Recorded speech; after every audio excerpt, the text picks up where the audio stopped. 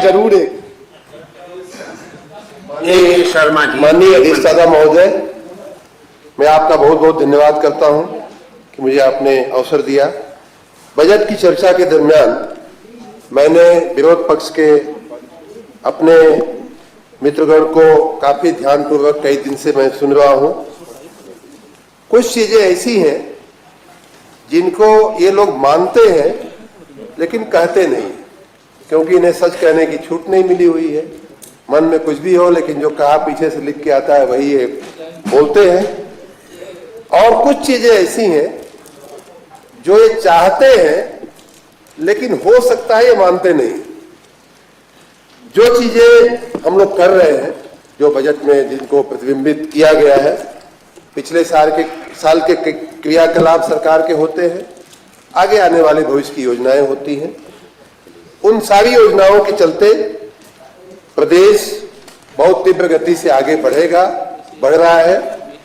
लेकिन माननीय अधिष्ठाता महोदय, मैं इस सदन को और इस सदन के मार्फत प्रदेश की जनता को जो भी कानून व्यवस्था में सुधार हुआ है, जो भी अर्थव्यवस्था में सुधार हुआ है, वो जो भी इंफ्रास्ट्रक्चर में सुधार हुआ है, वो मैं कहूंगा कि अभी तक हम लोग पिछले सरकारों की जो गवर्नेंस की डेफिसिट थी, जो खाई ये लोग बना करके गए थे शासन की, उसको पाटने का काम हुआ है। चाहे इंफ्रास्ट्रक्चर में काम हुआ हो, चाहे निवेश में काम हुआ हो, चाहे लॉ एंड ऑर्डर में काम हुआ है।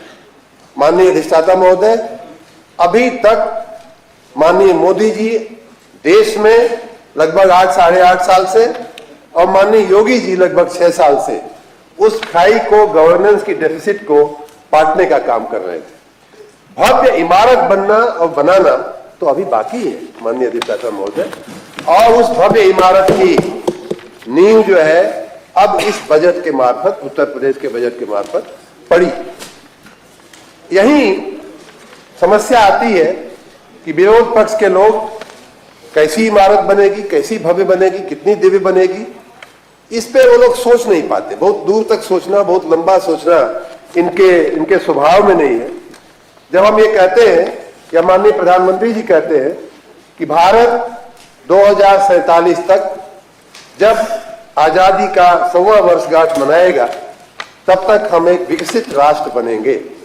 और जब हम उसमें, यूपी के लोग कहते हैं, यूपी की सरकार कहती है, माननीय योगी जी कहते हैं कि और उस भारत में, उस विकसित भारत का उत्तर प्रदेश उसका ग्रोथ इंजन बनेगा। ये बात इनकी समझ में नहीं आती।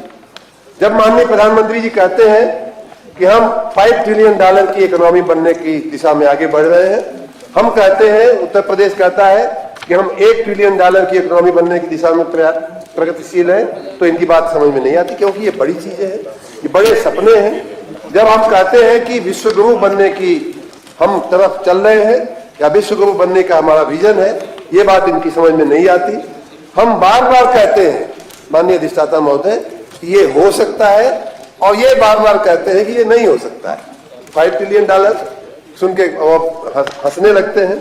लेकिन मैं इनको मूल बात याद दिलाता हूं। ये इनकी सोच में और हमारी सोच में फर्क इसलिए है माननीय अधिष्ठाता महोदय, ये मानते हैं कि भारत पुराने जमाने में, पुराने समय में एक बड़ा गरीब और लाचार देश था, जो तो मुगलों ने और अंग्रेजों ने आकर के इसकी बरकत किया। ये इनकी मान्यता है और इनकी मानना है। हम ये मानते हैं कि भारत एक बहुत ही समृद्ध, बहुत ही शक्तिशाली राष्ट्र था 5000 साल पहले, 4000 साल पहले। इसको सोने की चिड़िया, माननीय अधिष्ठाता महोदय, जो कहा जाता था, वो ऐसे ही नहीं कहा जाता था। हमारा देश एक बहुत ही समृद्ध, बहुत ही शक्तिशाली, बहुत ही सशक्त राष्ट्र हुआ करता था। एक अंग्रेजी अर्थशास्त्री ने, माननीय अधिष्ठाता महोदय, मेरे पास कागज दिए, जिसको इंटरेस्ट होगा मैं शेयर भी कर सकता हूं।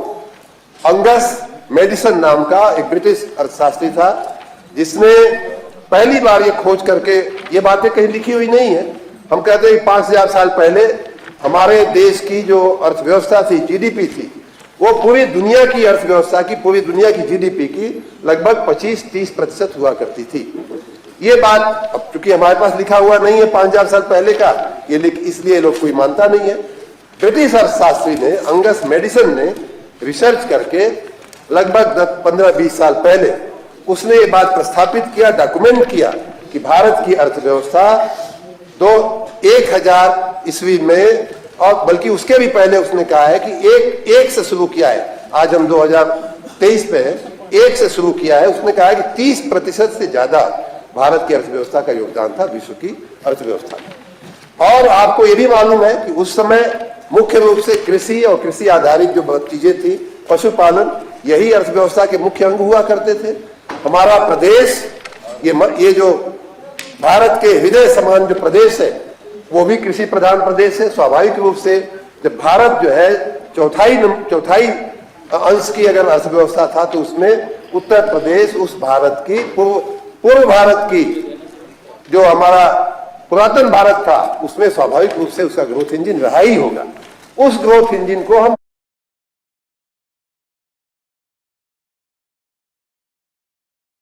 पर भगवान कृष्ण पैदा नहीं हुए थे, जिनको क्या कहा गया, वंदे कृष्णम जगत गुरु।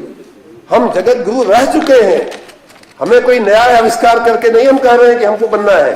हम ये कह रहे हैं कि जो बीच के 600 साल के शासन काल में मुगलों ने जो दुर्व्यवस्था की, मुगलों ने जो कुशासन किया, अंग्रेजों ने जो लूटा हमें, और उसके चलते हमारा जो अवमूल्यन हुआ है हमारी अर्थव्यवस्था में, हमारे मूल्यों में, हमारे उद्योगों में। गांधी जी क्यों चरखा काट के और स्वदेशी का प्रचार करते थे? क्योंकि उन्होंने प्रत्यक्ष देखा कि अंग्रेजों के चलते हमारा उद्योग बर्बाद हुआ है, हमारे कुटीर उद्योगों को ताला लग गया है। तो हम कहां से कहां आए हैं, खाली इसको आप हमें और आपको याद करना है। अपने आप वो जो भव्य और दिव्य इमारत जिसको माननीय मोदी जी बनाना चाह रहे हैं, हम उस इमारत तक पहुंच जाएंगे। और आपने देख भी लिया कि इसी देश में जहां सेना का एक एक सामान विदेशों से आयातित होता था, विदेशों से आता था, बूट और वर्दी तक हमारे सैनिकों की विदेशों से आती थी।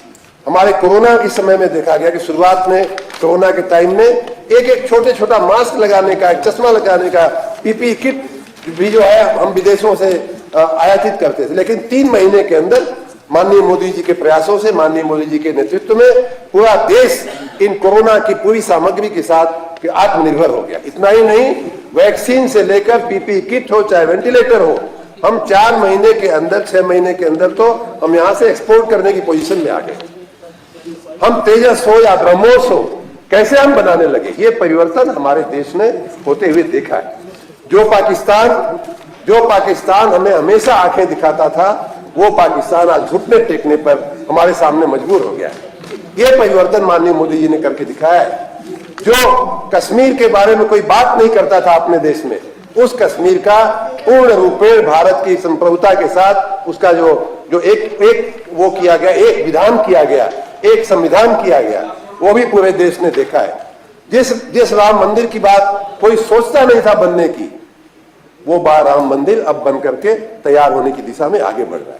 जो असंभव था वो संभव हुआ है। आपको असंभव लगता था, लेकिन हमें उस समय भी वो असंभव नहीं लगता था और उसे संभव करके दिखाया। जो माननीय अधिष्ठाता महोदय, जो माननीय सभापति जी, इस बात को ये लोग नामुमकिन बोलते थे, वो मोदी ने मुमकिन करके दिखाया है, और यही हमारी आंखों के सामने करके दिखाया है। इसलिए आपको कोई शंका रखने की आवश्यकता नहीं है। हाँ, ये बात जरूर है कि इनमें से बहुत सारे काम है जो आप भी कर सकते थे। आप भी हमारे देवस्थानों का सुधार कर सकते थे। हमारी संस्कृति का भाग है, हमारे पर्यटन के केंद्र है। आप हमारे देवस्थानों को चाहते तो सुंदर, सुरुचिपूर्ण बना सकते थे, लेकिन आपने नहीं बनाया। हजारों लाखों लोगों को वहां रोजगारी मिलती, और उस दिशा में हम आगे बढ़ रहे। आप चाहते तो गरीबों को खाली मुर्गी और बकरी देकर के भुलवाने के बजाय उनको आप अस्थायी घर दे सकते थे, मकान दे सकते थे। और इसी राज्य में जहां आपके शासनकाल में खाली 17,000 18,000 मकान बनाने की बात चली थी, वहां 17 लाख मकान बना करके और हम लोगों ने जनता के चरणों में अर्पण कर दिया है। मंत्री जी, बस एक नेता सदन को बोल और इसलिए मैं कहता हूं कि इस बजट के मार्फत जो हमारा काम होने वाला है बहुत ही भव्य और बहुत ही दिव्य होने वाला है। नगर इसके हमारे वैश्विक नगर बनेंगे, और उत्तर प्रदेश हमारे नौजवानों को अच्छा रोजगार देने में, हमारी जनता को अच्छा जीवन देने में, और हमारे पूरे प्रदेश को अमृतमय प्रगति के पंथ पर ले जाने में सफल होगा। अंत में माननीय सभापति जी, एक आपकी अनुमति से हम एक राम राज्य की परिकल्पना लेकर के आगे बढ़ रहे हैं। उस राम राज्य के बारे में आपको अच्छा लगे या न लगे, मैं एक चौपाई कह करके अपनी बात समाप्त करता हूं। राम राज कर सुख संपदा, राम राज की सुख और संपदा ऐसी थी, राम राज कर सुख संपदा बरन न सकई फनी शारदा। उस सुख और संपदा को शारदा मतलब सरस्वती भी उसका वर्णन नहीं कर सकती थी, शेषनाग भी अपने सहस्त्र मुंहों से उसका वर्णन नहीं करते थे। ऐसे राम राज्य की स्थापना की तरफ हम आगे बढ़ रहे हैं। आपका बहुत बहुत धन्यवाद। माननीय नेता सदन, अब इसको